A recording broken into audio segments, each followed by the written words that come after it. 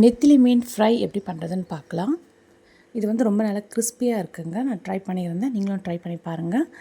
3/4 kilo நெத்திலி மீனை நல்லா வாஷ் பண்ணி எடுத்துருக்கேன்.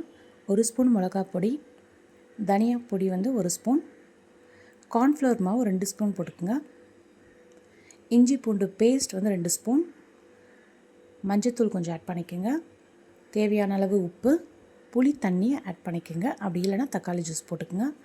கோட்டிங்க்காக நானும் பச்சரிசி மாவு கொஞ்சம் ஆட் பண்ணியிருக்கேன், நல்லா கிறிஸ்பியாக வரத்துக்காக.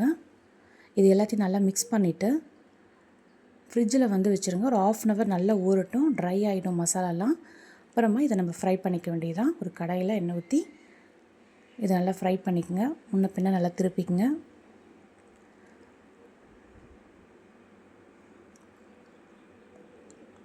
நல்லா திருப்பி போட்டுக்குங்க. இந்த மாதிரி ஆனதுமே எடுத்து நம்ம சர்வ் பண்ணிக்கலாம்.